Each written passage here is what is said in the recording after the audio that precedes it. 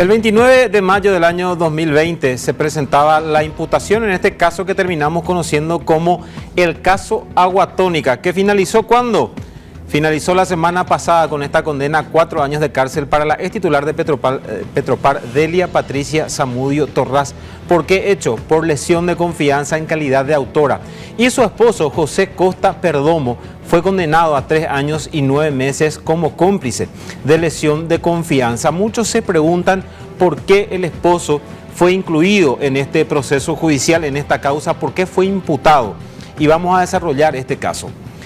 La imputación es por lesión de confianza, ¿por qué? El 7 de marzo arrancaba de alguna forma oficialmente la pandemia por COVID en Paraguay con el primer caso detectado en nuestro país. Esto movilizó a las autoridades, fueron convocados los ministros, los presidentes, directores de todos los entes estatales. Entre ellos estaba Patricia Zamudio. La orden del entonces presidente de la República, Mario Abdo Benítez, era: ayudemos a las autoridades sanitarias a hacer frente a esta pandemia. Vean en cada institución con qué recursos cuentan y vean ustedes desde sus instituciones con qué pueden aportar para hacer frente a esta pandemia, porque esto se viene y va a ser grande. Atendiendo esta orden del primero del Ejecutivo, Patricia Zamudio aprovecha en realidad y convoca, llama a una licitación para la compra de varios insumos. Después vamos a ver la lista por lo que terminó pagando Petropar. Entre esto incluye 5.000 botellitas de agua tónica. ¿En qué se basa Patricia Zamudio para incluir esto? 5.000 botellitas de agua tónica. Y vamos a comentar, pero primero, los productos por los que pagó Petropar, por los que pagó. Le decía yo, el 16 de marzo se llamó a licitación. Para el 1 de abril ya se había cerrado todo este proceso licitatorio porque Petropar ya desembolsó la plata. Por 5.000 unidades de agua tónica, 5.000 botellitas de agua tónica, 3.000 mascarillas, 3.000 barbijos N95, 60 unidades de tanques de 1.000 litros, 30 unidades de pallets, 15 unidades de termómetros láser, 400 unidades de mamelucos descartables de PVC, 100 unidades de media máscara para 2 cartuchos, 2 cajas de cartuchos, 1.000 unidades de bidones de 5 litros, 5.000 bidones de 10 litros, 200 unidades de lentes protectores antiparra y 20 cajas de guantes de nitrilo. ¿Cuál fue la empresa o a qué empresa se pagó por todos estos productos? Y decimos se pagó porque aquí viene lo escandaloso de este caso. Solumedic S.A., representada por Liz Adolfina Chamorro y Víctor Cabañas, es la empresa que recibió los 359.700.000 guaraníes. Y vamos a ver aquí, este es el monto del contrato. Vamos a hablar primero del monto que aparece acá, 359.700.000 guaraníes. Después vamos a hablar de lo que es el daño patrimonial. Este es el dinero que paga Petropar, 359.700.000 guaraníes por ese listado de insumos de productos que acabamos de ver. ¿Qué es lo que ocurrió en medio entre el 16 de marzo y el 1 de abril?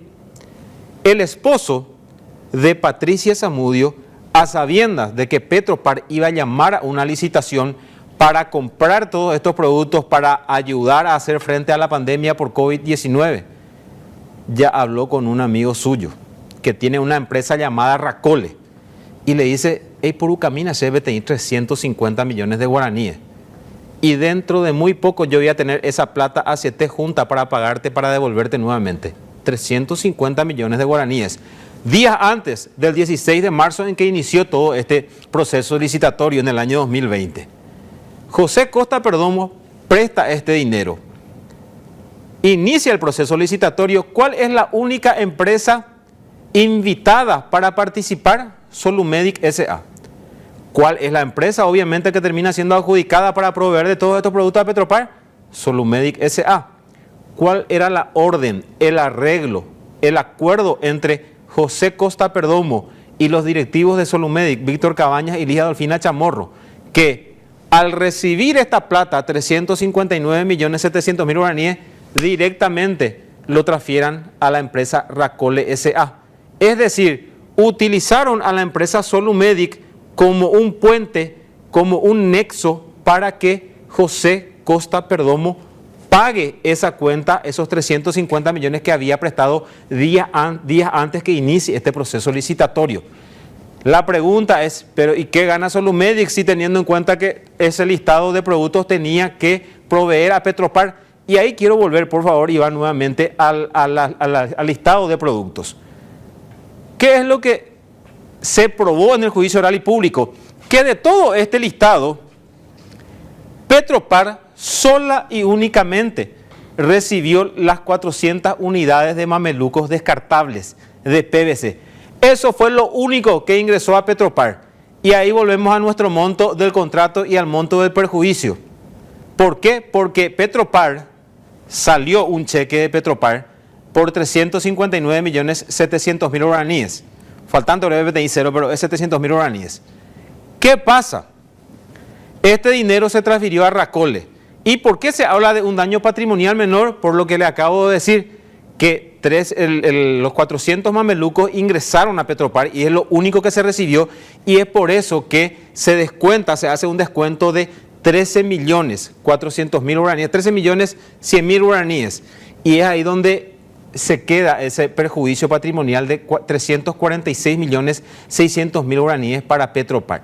Es decir, en plena pandemia, aprovechando la orden del presidente de la República y a sabiendas de para qué iba a utilizar la plata, Patricia Zamudio utilizó una compra por la vía directa, peaje y Cejina, para evitar todos los controles de la Dirección Nacional de Contrataciones Públicas.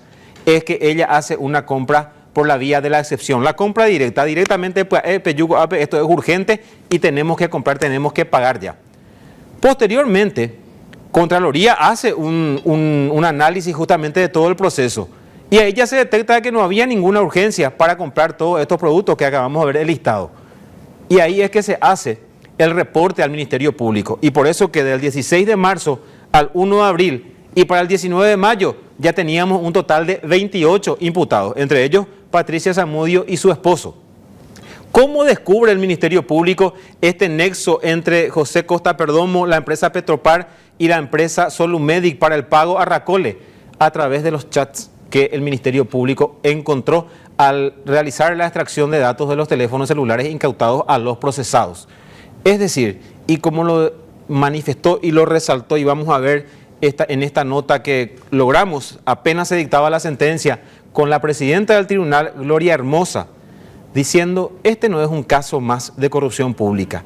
Esta gente utilizó al Estado para desviar fondos públicos cuando que tuvimos miles de compatriotas que murieron y otros miles más que estaban esperando insumos en los hospitales. Adelante con la nota, por favor. No es un acto de corrupción pública más porque fue dentro de un contexto de pandemia, donde todos estábamos asustados, donde todos teníamos miedo, donde todos estábamos ante la incertidumbre de que no sabíamos qué iba a pasar. La economía cayó, se perdieron muchísimos trabajos, la gente no tenía dinero y sin embargo esto fue aprovechado para desviar fondos nuestros, porque esos fondos son de Petropar, son fondos que nosotros los ciudadanos paraguayos pagamos. Y sin embargo, esta gente se dedicó a desviar y está súper probado que fue para un beneficio patrimonial de ellos, porque está probado que se saldó una cuenta, un pagaré del señor José Costa, que reúne todos los requisitos en su calidad de cómplice, porque él fue el que contactó con la firma Solumedic. La pregunta que nos queda seguramente, ¿por qué inició este proceso con 28 imputados y solamente 2 personas fueron condenadas? Porque el Ministerio Público le otorgó salidas procesales sobre seguimiento definitivo a personas que por el camino se descubrió que no tuvieron ninguna participación ni como cómplices ni como autores, y a otros la suspensión condicional del procedimiento.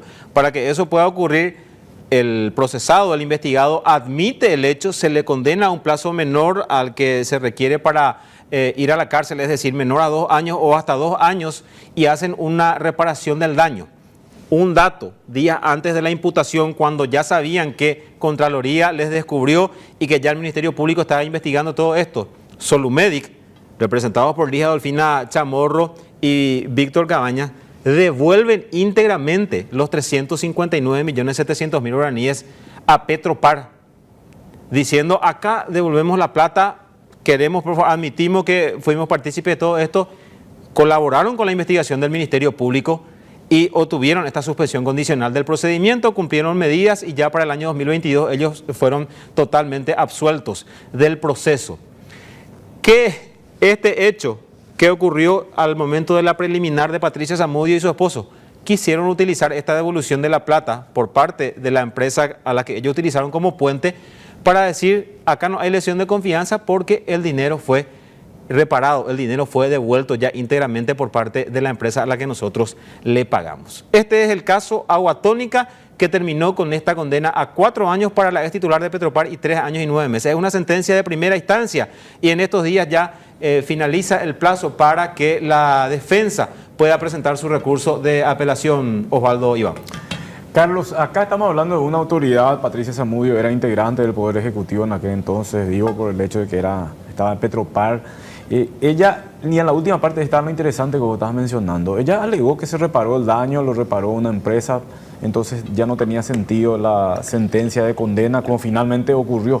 Pero ese mismo día, otro integrante, no del Poder Ejecutivo, pero de alguna forma estaba relacionado al movimiento de Fuerza Republicana, aunque algunos dicen que es HC en estos momentos, pero en ese momento estaba muy ligado al movimiento que lideraba el vicepresidente Hugo Velázquez, Tomás Rivas, era absuelto por una situación similar a la que presentaba Patricia Zamudio, porque la defensa de Tomás Rivas, integrada por, o presidida en este caso por Enrique Cronaueter, señaló de que el daño ya fue reparado, entonces no tendría que haber una condena, y eso es lo que entendió el Tribunal de Sentencia. ¿Por qué en un caso sí, en otro no, prácticamente en el mismo día? Horas. Una diferencia de horas. Esta sentencia, Osvaldo Iván, de Patricia Zamudio, conocieron su suerte a las 11:15, 11:20 aproximadamente. A las 9:10 de la mañana, Tomás Fidelino Rivas era absuelto, ni siquiera absuelto, sobreseído del proceso que conocimos como el caso de sus caseros de oro, porque un tribunal de sentencia justamente validó el acuerdo que firmó Tomás Fidelino Rivas con el entonces presidente de la Cámara de Diputados, Pedro Aliana, hoy día vicepresidente de la República. ¿Qué es lo que decía este acuerdo? Pedro Aliana le decía a Tomás Rivas, la Cámara de Diputados no tiene absolutamente nada que reclamarle a usted, señor Tomás Rivas, porque lo que cobraron sus 3 caseros de oro en concepto de salario ya fueron devueltos íntegramente a la Cámara de Diputados, 128 millones de guaraníes. Carlos. Y esto, Tomás Rivas, sí, Iván. No, disculpa, te interrumpa, pero ya era para el tema, la ciudad de Villalaya. Punto 1, ¿y el robo? O sea, el hecho de robar, el hecho de utilizar dinero público para pagarle a sus empleados particulares, entonces no se va a castigar más nomás. Y punto 2, ya haremos. ¿Quién es el que firmó el acuerdo? Pedro Aliana, entonces presidente de la Cámara de Diputados. Vicepresidente de la República Guana. Nada más y nada menos. O sea que el año de vicepresidente de la República, oye, complicamos. Si es que ese caso también tenía la misma sanción que el caso de Petropar. Pero ahí está el dato justamente, Iván. Antes de ser vicepresidente de la República, Pedro Aliana, ya se intentó en una primera vez llevar a juicio oral y público a Tomás Rivas. Y en ese primer intento, ya entonces el tribunal, en ese entonces por mayoría de 2 votos, ya validó este acuerdo. Ya dijo, con este acuerdo que nos traen a nosotros y con lo que está diciendo la Cámara de Diputados, que no tiene nada que reclamar, no se puede hablar de estafa, porque Tomás Rivas está acusado por el hecho punible de estafa y Luis Piñanes ya anunció que va a presentar nuevamente apelación contra esta decisión del Tribunal de Sentencia, que en este segundo intento ya por unanimidad dijo, acá no hay perjuicio patrimonial al Estado, porque ya se devolvió. Y atención con la jugada ya para este segundo intento de juicio. Además de ese acuerdo, donde la Cámara de Diputados, representada por Pedro Aliana, dice, ya no tenemos nada que reclamar, hicieron una reparación del daño social. Oye, pues, a través de la Procuraduría, que hoy día está al frente el doctor Marco Aurelio González, a través de la Procuraduría donaron 47 millones de guaraníes, que fue el monto que supuestamente sus 3 caseros, no es que supuestamente, esto, porque sus 3 caseros fueron condenados. Los 3 caseros que cobraron irregularmente estos salarios, que figuraban como funcionarios de la Cámara de Diputados y en realidad estaban cumpliendo funciones en domicilios, en inmuebles que pertenecen a Tomás Rivas, ellos fueron condenados. Si bien no fueron a la cárcel, siguieron un proceso y hoy día tienen eso en su legajo, Iván. Jamás, culpa de Cuareco. Sí, fue empleado mi integridad. Y claro, ellos pues estaban a cargo del diputado. El diputado le decía, no, vos sos funcionario, vas a cobrar acá. Pero ¿dónde va a poner? Ellos fueron condenados y Tomás Rivas presenta este acuerdo con Pedro Aliana y además dice reparé el daño a través de la Procuraduría. Y todo esto sirvió para que el tribunal le diga no, está todo bien, sobreseído de manera definitiva por segunda vez. Y la Fiscalía insiste, el fiscal anticorrupción Luis Piñanes dice está bien, el dinero se devolvió, pero el hecho ocurrió.